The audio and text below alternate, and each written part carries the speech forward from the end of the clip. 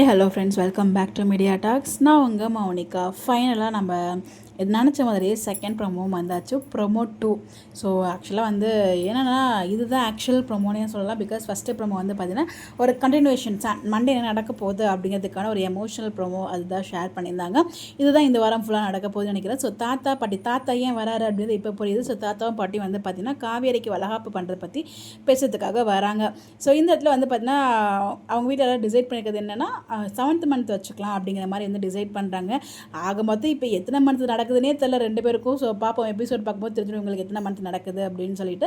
என்ன அப்படின்னா இந்த இடத்துல 7th மந்த்தை தான் ஃபங்க்ஷன் பண்ணணும் அப்படின்னு சொல்லி பேசிகிட்டு இருக்காங்க. பட் அப்போது நம்ம கங்கா வந்து பார்த்திங்கன்னா எனக்கு வந்து 5th மந்த்தே பண்ணுங்கள், காவேரிக்கு வந்து பர்த்டே அது இது நிறைய ஸ்பெஷலாக நடந்திருக்கு வரைக்கும் என் லைஃப்பில் எதுவுமே நடக்கவே இல்லை. ஸோ எனக்கு முன்னாடியே பண்ணணும், அதுவும் வந்து 5th மந்த்தே பண்ணணும் அப்படிங்கிற மாதிரி வந்து சொல்கிறாங்க.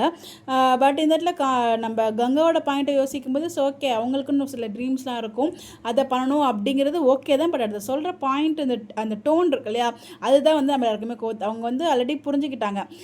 ஓகே, இவங்க வந்து எல்லாமே ஸ்பெஷலாக விஜய்க்கும் காவிரிக்கு தான் நடக்குது. அந்த இடத்துல டாக்குமெண்ட் திருப்பி கொடுக்கும்போது கூட அதில் அவங்க ஒரு பார்வை பார்ப்பாங்க பாருங்கள், அதிலே தெரிஞ்சிருச்சு. ஸோ வந்து இன்னும் வந்து அந்த கோவம் அதிகமான மாதிரி தான். பட் இங்கேயும் வந்து இவங்களுக்கே எல்லாமே பண்ணுறாங்களே, நமக்கு பண்ண மாட்டுறாங்க. ஆக்சுவலாக ஈக்குவல்னு சொல்லும்போது இந்த இடத்துல இவங்களுக்கு முன்னாடி நடத்தணும், ஸ்பெஷலாக நடத்தணும் அப்படிங்கிற மாதிரி நினச்சி ஃபீல் பண்ணுறாங்க. ஸோ ஓகே, பட் அதை சொல்கிற வேலை கொஞ்சம் வந்து இருந்திருக்கலாம். அதுதான் நாங்கள் பிரச்சனையே அப்படிங்கிற மாதிரி தான். ஸோ எனக்கு வந்து முன்னாடியே பண்ணணும் அப்படிங்கிற மாதிரி சொல்கிறாங்க. அதுதான் அந்த ஃபங்க்ஷன் ட்ராக்கு. ஸோ நம்ம பிடிஎஸ் பார்த்தோம் இல்லையா, ஸோ அந்த ஒரு ட்ராக்கு எனக்கு தெரிஞ்சு இப்போ நம்ம விஜய் காவேரிக்கு இல்லை போல். நாங்கள் எதிர்பார்த்தது விஜய் காவேரிக்கு 5th மந்த் ஃபங்க்ஷனு.